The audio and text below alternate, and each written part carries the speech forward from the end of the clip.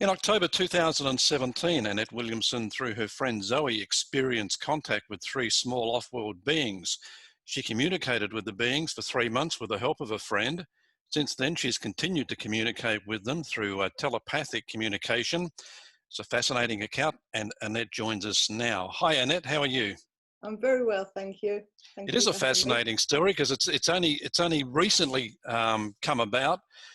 So I thought we could start with, how the communication started or how it all did come about. Right, so it came out of nowhere is where it came about from. But consequently, since it came about, I have spoken to people who have asked me if there was any trauma before that, and there was a trauma before the beings turned up. I lost my dad to cancer, but I didn't connect the two until someone actually brought it to my attention. He had passed, and then they turned up. And throughout that time, I hadn't seen Zoe, so she didn't even know my dad had passed. So there was a trauma that sets sort of, I remember there was a trauma, then it sort of went very peaceful. Mm-hmm. And then it was actually on the 18th of October, 2017. And I remember it was just a normal day. I woke up and I was on my Facebook and I was just flipping through as you normally do. And then my friend Zoe had put up this picture of a little alien. It was black and it was shaded with a big, massive head, no face features at all, just a little head, big head, small body. Mm-hmm. And a caption above it that said, "Humans, are you ready?" exclamation mark. And I remember it just caught me because I thought that is so unlike Zoe to write anything like that. We've never just, just unlike the sort of thing she'd put up. And I hadn't spoken to her for months, well, probably over a couple of years. So I phoned her immediately and said, what's going on? What is this picture? And she said, well, this is on the Monday. And she said, over the weekend, my alien family has showed up. Wow. And I remember going into like this real like excitement, sort of like, oh my gosh, my friend, a good friend, my friend's seen aliens. I've got to go and find out what this is about. And so I spoke to her and I said, can I come round tonight later on? And can I really want to hear all about it? And she went, yeah, that's fine. So it was about, I know it was evening, it was about 6 o'clock in the evening, and we were downstairs. I start getting really shaky when I'm talking. I don't know if it's my nervous or the energy coming back up, because I start to relive the energy a little Mm-hmm. bit. So if I start going a bit in my voice, that's just because I get a little bit of this energy comes. That's all right. And I remember we were sitting in her front room, and her family were in. They were all upstairs. It's a townhouse. And we were just sitting having a cup of tea. And I was facing her, and she was facing the doorway, which was behind me like this, behind me in the hall, into the hallway. And she'd said that over the weekend she'd felt a presence. I'm really going to sum it up quickly. Yep. She'd felt a presence, and during the day, and she'd sort of turned around, nothing there.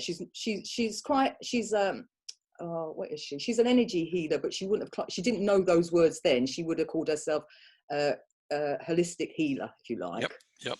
So she's into energy. So she said, I felt a presence. And she goes, I see. And I turned around. She said, there was nothing there. And this sign went a couple of times during the day. And then she said, in the evening, she'd gone downstairs. She was somewhere maybe in the kitchen. And she felt the same presence. But this time she looked up and she said there were 3 beings, little small beings standing in the hallway. And she said, and I think she must have been in the front room by this point. I have got it written down word for word. Mm-hmm. Because I came home, just wrote everything down so quickly because I didn't want to forget anything. And I remember she said that she was terrified, and she said, I was so scared I couldn't even move. And she said, and then they spoke in her mind. And she said, they just said, pick up something and draw us. And if you draw us, you won't be scared of us. She does a bit of artist work as well. Right. So she said she had a pad. She said, I drew that picture, the one that she put up on the face. That's the one she drew. And she said, while I was drawing, she said, they were talking to me. And she said, in my mind. And then I remember I was just sitting there taking it all in, like, wow, that is so amazing. And before we'd got onto the subject of what they were talking about, although I think she probably would have said a few bits, because I must have said to her, what were they talking about? And then she just stopped. And I remember she was looking over my shoulder, and she just literally, her whole body just froze. And she was like, they're here. And wow. I went, where? And she was looking over my shoulder. So I've looked immediately over my shoulder and can't see anything. And I said to her, okay. And then she said, and I said, where are they? And she said, they're in the hallway. She said, they're not coming in. And because she said they never come in, they always used to sort of hover a little bit back. They wouldn't actually come into the room where she was. So if she saw them in the kitchen, she said they would stay at the hallway. And if she saw them in the front room, they would be in the hallway. But this time they started to walk in a little bit. And she did say, she said, they're coming in. And I wasn't spooked by that point because I couldn't see anything. And did you believe it? Did you believe her? Did you believe it? Totally believed her. Right. But I didn't know what. I still hadn't taken it in, what I was talking to. I didn't know if I didn't know what. I was, at the moment, I can honestly say I was in such like, what's coming next, and I couldn't see anything. So I was just in sort of one, I totally believed her because she was absolutely petrified. And that's what made me think, you know, her body language literally, she wouldn't even move her eyes. She literally went like that to the hallway with her eyes and said, they're over there. Anyway, she said to me, they want to speak to you. And I remember thinking, okay. And I went, all right. And then she said, right. And I remember her saying, they'll talk to me and I'll say it. And I went, okay. So then the first thing they said was, haven't you had enough yet? And I remember looking at Zoe thinking, and I went, what are they talking about? And she was like, I don't know. Anyway, and I know what I thought immediately, because I know this is going to sound really cheesy, but I'd just gone online dating and I thought, oh my God, are they talking? I didn't know it was aliens I was speaking to. I thought it was some sort of psychic or something from the other side. So I thought, are they talking about that? Or what are they talking about? But they jumped straight away and they went, does humans know, because she's repeating this, and they said, what does humans think happens when you pick a flower? That was the first thing they really said. What does humans think happens when you pick a flower? And I remember looking to Zoe and I was going to her, I don't know, dies, compost, sort of. And she just went, no, nothing dies. Energy can't die, it can only change form. Then they started talking about multiple dimension, really quite in-depth things, like a lot of things really quickly in that first hour. And Zoe was just repeating it. We didn't even have time really to talk to each other. She was just saying, they're saying this, they're asking you that, they're asking you this. What do we think of this? What do we think of that? And I remember her saying to her, who are we speaking to, Zoe? Ask them. And I said to her, ask them, are they God? Right. And I remember that was quite, and that I'm not religious in any way, but for some reason I had no explanation of what we were talking about. I couldn't comprehend it at all. And I remember her saying, she said, are you God? But she said, I don't understand what they're saying to me. And she said, and she goes, and I remember her saying, I can't pick it up what they're saying. I don't understand what they're saying. I can't pick it up. And they just, that left. They didn't carry on with that, and nor do I. And they went on to another song. They went on to, mostly the first hour's conversation was dimensions. They talked a lot about death. They said, you know, they kept saying, does humans know? That's what they used to say. Does humans know there is no death? And there is no night. I remember them saying that afterwards. There is no death and there is no night. And then, anyway, they didn't explain themselves too much in that first hour. And I remember as quickly as they came, they left. And it was roughly about an hour's conversation. And it was like, afterwards, it was like, what was that? Wow, that was just, Anyway, I remember saying, right, I'm driving home. I can remember the journey home like I've been run over by a train, just being like complete, utter shock. And then by the time I got home, I'd started to get these messages via text messages from Zoe, and they would say, the first message I know, she said to me, the beings have come back, they're still with me, and they've asked you this. And then that projected onto, when projected, that's the wrong word, that's my dyslexia coming out, that progressed to, they'd actually say, she would just say, from the beings. She wouldn't even, and if it was from her, I would know it would be something like, hi, hun, you know, da-di-da-di-da. But if it was from the beings and they had come to her and they were speaking in consciousness, something they wanted to ask me, the message would start with just from the beings. And then that lasted with other things for about 3 months, to literally the end of January. Right. But had you seen or heard them yourself by this stage? Yeah, so what they started to do, because what I at first relied on Zoe very heavily, because it was very, I could text her a message. I could say, ask the beings when you see them, when they come in next, ask them this or ask them that. And I'd get a message back. And we'd also opened up a Facebook page because I was so overwhelmed with the conversations that I was having. And I was telling all my friends that I said, oh, maybe we should put up. I think I was in shock at the time as well. And I thought I was the only person in the world that's spoken to aliens, because I'd never had Right. experienced aliens. I'd never spoken to anybody else who had experienced it. I wasn't really into it. So it makes you feel like I was the only person, me and Zoe, that were talking to these beings, and it was overwhelming me, really. So I just wanted other people to just experience it. So I opened up this page. And then after that, during the time, over that 3 months, what they started to do is give me things in thought, so that I might not see Zoe for 2 days. And then they would talk to me in thought.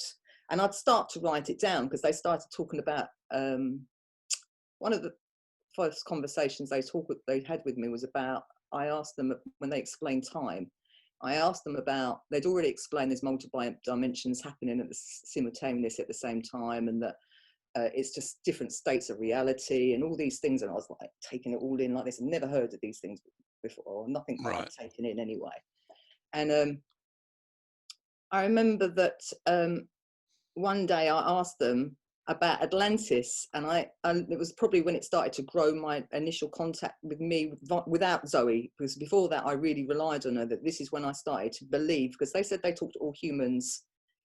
It goes quite deep, because they said they talk to all humans in daydreams and deep sleep dream and in consciousness. They said that we are connected, that humans have forgotten, and it happens over periods of time, and that they've been around for billions of billions of billions of years, and that humans and aliens they've said they came in all different forms over the billions of years. And this is before they then went on to say there's no such thing as time. This is in the early stages of when they were explaining things to us. And they used our terms until we kind of learned a little bit more. And then they would take us to another level, because it was over 3 months. So yeah, they used to do things so that I could start to grow myself and trust that when they give me a thought, it's not the thought that, it's not just me. It is a thought that's coming from them. And that is the only way to put it. And they relayed that constantly with everybody. They didn't say it's just you and her. They said everybody. And they said that that all humans are connected in this consciousness. And and so are they. And so that grew. So they gave me examples, so that by the end of the day, by each day, I would, they'd give me something. I asked them if there was Atlantis. They said Atlantis hadn't gone anywhere. And it's just in a reality state that is still there. It's just that we can't see it in our current dimension that we're in now. And they said, and I remember them trying to break it down to me, because they said, if you die, you can go there, because it's still there. But then they used to use the word death and die a lot, because they also just kept saying that, at some points they used to even call themselves death.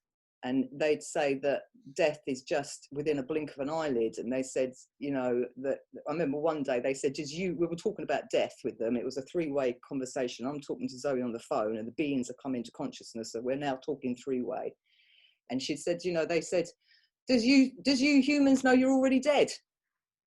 And I'll never forget that. And they said, because it's just a state of different reality from the one that you see. There is no separation. It's just a perception of, and they actually said death is another state of growth. They used to talk about death a lot. And I remember when I was talking about it to my friends, because I was like motor mouth, constantly going, I spoke to the beings today, and this is what we were talking about today. I could hear myself saying death, death, death, death all the time. But they'd already told us that there is no such thing as death, the way we view death. So yeah, I talked loads more. So in other words, you don't die and that's it. Is that what they meant by what happens when you pick a flower? Yeah, because they said they said everything is made out of energy and frequency. I'm not a I'm a hairdresser, so I'm only going on what they say. So you can't ask me big technical things because I Mm-hmm. can only go on what they said. And I know they broke it. When I looked down, since then, I've looked at other people's experiences, and they use all these big words to describe it. And I just think they broke it down, and very simply. Some of the texts and some of the messages were so simple. They were like 6 words long. They weren't big, long, in-depth messages. They were very short and sharp, and some of them were cryptic, some of them were, I know what the overall feeling of them all was. But yeah, there was a lot of it. But sorry, what did you ask me? I've gone off track again. Well, I was actually going to ask you about, when you talk about the consciousness aspect. So we as humans, I mean, we are energy basically in a physical body. Did they actually kind of refer to any of that about, when? Constantly. Yeah. So when our time here is done, our energy goes off somewhere else. It's not somewhere else, because everything comes. This is when it gets. It's not somewhere else. It's well, I suppose you could say, yeah, somewhere else. But they actually gave a reference to it, because they said that death is like they said. I remember. No, okay, it's coming to me now. I'm getting the exact words. They said that every time you blink, it's like a form of death, because it's just they said the only truth is what you experience right now, in this moment, in this now, because there's multiple nows that are going on that you might consciously not remember. So the one that you are in now that you remember, that's your truth. And but they constantly referred to it. I remember the overall feeling that I got, because I remember the first month, I constantly insisted they were spiritual beings. I couldn't accept the fact that I was talking to aliens per se, Mm-hmm. as a separate thing, because they constantly said we're all one. They were constantly talking about energy, death. They spoke about death loads, because they just kept referring, they said there's no night, there's no day. They said it's just, they said it's energy that you perceive as shape, and it's all part of the illusion of the human experience. They said that, I know this is funny, because when I spoke in other interviews, this is exactly what they say, so I'm going to have to say it. They said there are no other planets like that, but Wow. they will be in separate contracts. So if your contract, let's say, is to look for planets when you come down into the physical form, that's what you're going to do. And if you're going to find trillion planets, and it's in your contract to find trillion planets, they said, then you will, but it doesn't mean to say they're there. And then because they said everything is perception, and everything comes from within out. I remember drawing pictures throughout it because of my dyslexia. So for me to take some of it in, because it was like turning me upside down from Mm-hmm. my day-to-day life of talking about the weather and everything, to then saying to everybody, oh, actually, the earth has got no shape. It's turning me upside down. Yeah, I'm sorry, but I No, mean, that's fine. That's fine. I remember we had a little gathering once, and one of my ex-junior, it was from years ago, a few people came, and Zoe was there, and she'd asked the beings if they would come. She didn't presume that they would come, because sometimes they didn't turn up. Some days they'd come, some days they wouldn't come. So they would come when they wanted to come. So she had said that we're going to do this meeting, will you come? And they said yes. And she said to me, the beings are going to come. And there was various things we discussed, and she opened it up to people to ask them questions, if they wanted to ask the beings any questions, and they answered questions for people. And I remember one of the questions Michael said was, he went, yeah, is the world round or flat? I thought, oh, that's a good question. I never asked that question. All the time I've been speaking to him, I never asked that question. And they said the world, the earth, they said earth, your world isn't round or flat. And they said if you look up, it will keep going. And if you look down, it will keep going. They said it's an illusion. But they found that really funny, that we asked that question, because I remember they had humor and everything, because I remember a couple of times they got angry with it. Not angry, but it frightened me because of some of their replies. That was when I started to get really aware of what I was speaking to, and I felt it as something alien. I really understood it now. And I was a bit dubious. Once that happened, I kind of took a little bit step back from it. But yeah, they explained it. They said, each person has their own perception and there's no wrong or right. So that's all they said on it. But I remember Zoe saying they're laughing. They think it's they think you're funny because, you know, they used to look at us like flowers. And I drew a picture of it because they used to constantly say, when they were saying something about, they'd say flowers, animals, fossils, dinosaurs, plants, and then they'd come right the way round and then they'd say humans, and we were always last on the list. And it used to make me laugh. At first I'd be a bit like that, but at the end of the day I just used to laugh because I think they used to say, oh, we'll get there in a minute, you know, humans. But they'd say that they're like caretakers that have just to make sure that we are having our human experience. And that's that was constantly confirmed to me over and over and over and over in the way what they describe. I'd asked them about the Anunnaki one night because my dad wasn't here, and I thought, oh, I remember thinking about it, and I thought, let me just ask them. And it was probably the one night I can say I think I got really scared, and I sent it the question via text in the evening. I didn't even want to speak to them because, like, sometimes if I'd ring Zoe up, they knew everything that was going to happen before it happened anyway.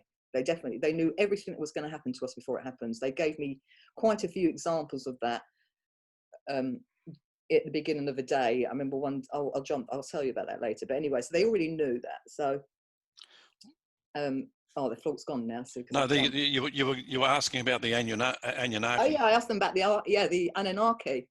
So I just said, did the will the Anunnaki come back? I remember writing that text. And I sent it off and I didn't hear anything, and I actually went to bed. And then about 2 o'clock in the morning, I got a ting on my phone, and I just thought, oh no, because I know Zoe had said sometimes they used to wake her up in her dream. They would literally appear in her dream and wake her up and say, you've got to send Annette a message, or we want to ask Annette something, or she's waiting for this, to give her this message. And she would then anyway, this particular time she came back and it just said, do you want them to come back? That was the first message. And I remember reading it in bed thinking, I can't answer that. They're asking me that. I remember answering for the whole human race here. And I remember thinking, no, I'm not even replying to it. And I actually felt scared because I don't know why I felt scared. And then a few minutes later, it went ping, ping. And another message come through saying, they can't come back. They came and experienced Earth, but left not having the same attachments to Earth as humans. And they said, oh no, they said they can't come back. Energies always change form. That's what they said. Because that's and interesting. I remember sitting back, and it's now I take that to be that, yeah, we had that experience. And that probably is going on in some sort of dimension now, who knows? However, in this now, they're not going to be in that form. They're taking on different forms because they did say they're coming. They're definitely with us, and they are going to be walking with humans at some point in our future, but not until we've come together a bit more globally. But they said again, they said it's all happened before. It's just you can't remember it in this now, but you have actually experienced all this before in many, many times over billions of years. Because they said once it starts diverting off track, you know, then they said we put you back on track, and they just said, and that's how it's been done throughout cycles.